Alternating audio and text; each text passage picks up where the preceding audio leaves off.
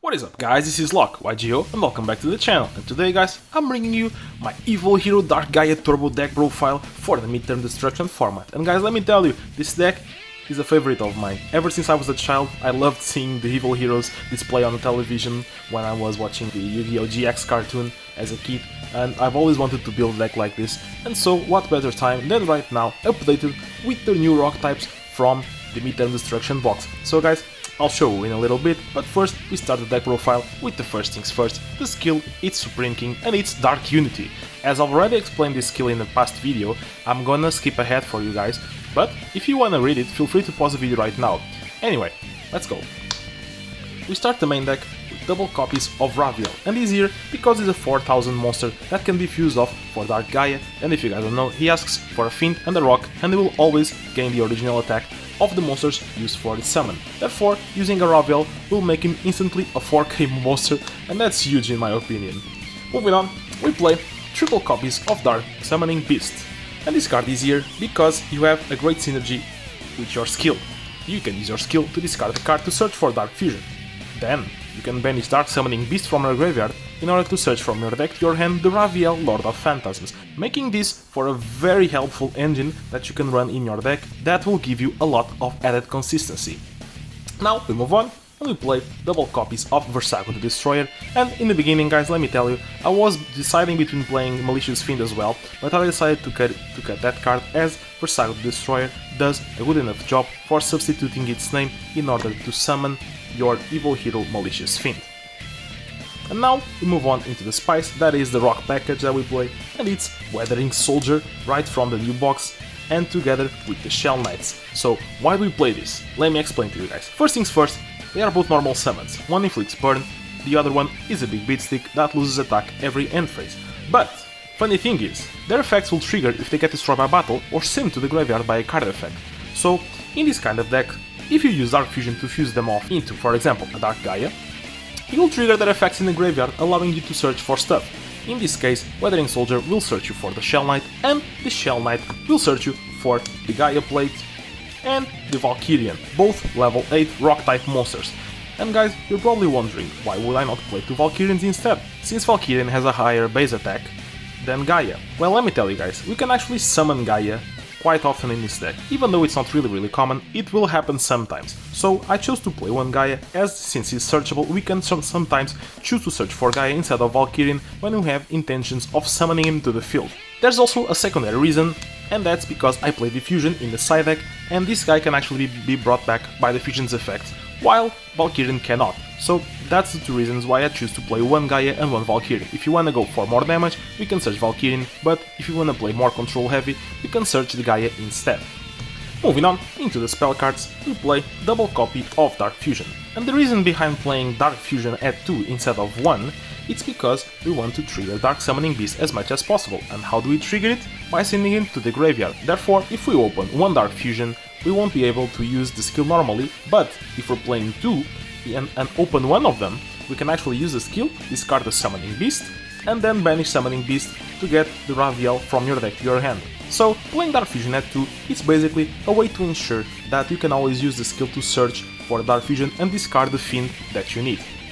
Moving on, we also play Triple Dark Calling, as this card is insane. People sometimes play this at 2, but since we're playing a 26 card deck, we chose to play this at 3 copies, and this is basically here to help you OTK, so you use Dark Fusion, fill up your graveyard, and then you can go for Dark Calling and banish the materials from the grave to make a secondary fusion. And sometimes this card is really strong in a grind game when you're almost out of resources and you top deck this, you can just make another big fusion and just maybe win the game from there. Moving on, we play triple copy of Anti-Magic Arrows and one copy of Mystical Space Typhoon. So guys, this is here to control your opponent's Backrow, as this is a very aggressive deck and wants to OTK as soon as possible. We play triple Anti-Magic Arrows to prevent your opponent from activating any spell traps, and one Mystical Space Typhoon as some added just little bonus removal. And since Mystical Space Typhoon is a quick play spell, it actually works in going first, so you can just have this card in your hand, set it, and during their end phase destroy one of their Backrow. Moving on, into the last card we play Triple Oboku. This is just a very nice defensive card that I think we kinda have to play because it's here for 2 reasons. Firstly, it's because of fossils. That deck can OTK us so easily, and because of that we play this to defend ourselves. And we also play it generically as a good defensive option against many decks to buy us the time we need to start our combo and try to OTK the opponent. So this is all for the main deck. Like I said, I think we're playing 26 cards, and from what I've been testing, this deck feels really good to play, and it's really interesting. I know it's kind of a one-trick pony, but it's still really fun to play, and you still have to think a bit about what you're doing, the plays you're going to do before actually committing to them, because if you misplay, you probably lose the game from there. Anyway, let's get into the extra and side deck right now. So, we play triple copy of Dark Gaia and triple copy of Malicious Fiend. This is pretty much standard, nothing much to talk about, just some things I wanted to highlight for you guys. And first things first, it's the Dark Gaia. He's the main fusion boss monster of the deck, and he has a neat effect in which if you attack you can change all defense position monsters your opponent controls to attack position, helping you OTK your opponent much easier than you would expect. Then you can also fuse sometimes into Malicious Fiend, even though this is not as common, but he has a very nice effect in which if your opponent enters the battle phase, he will have to attack this guy no matter what he tries to do. He cannot leave the battle phase without attacking this guy with all the monsters in attack position that they control. So sometimes if the opponent is distracted, you can actually play a little bit of a control build that forces your opponent's monsters into fighting with this guy, destroying themselves in the process. That's all for the extra, and now we move on into the side deck. In the side deck we play double copies of Absorbing Jar. The reason we're playing Absorbing Jar is basically the same as in the other Evil Hero deck that I showed you guys in the past. So basically, when we're going first, we can side this guy in, and then we open it and we set it. You pass a turn to your opponent, they will summon their monster and set all of their spell and trap cards that they have to, because there's no main phase 2.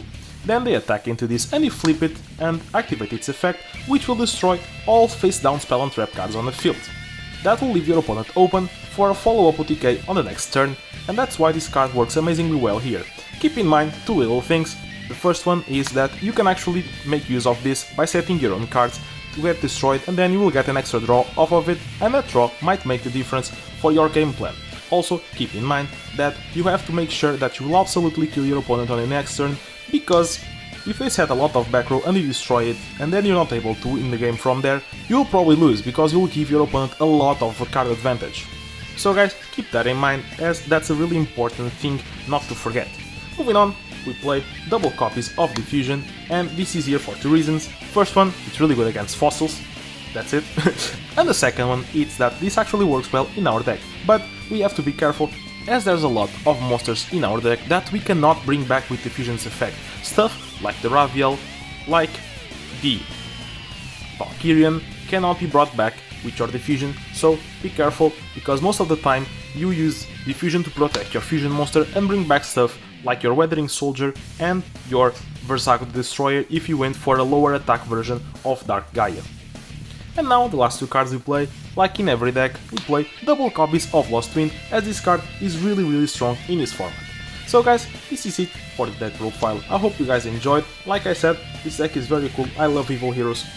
Whatever the version of Evil Heroes, I really like it, and I advise you guys to give this deck a try, because this deck is really fun to play, even though it kinda only does one thing.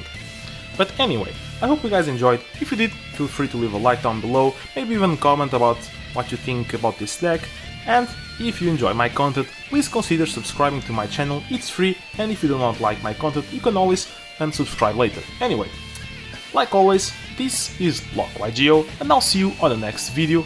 Out!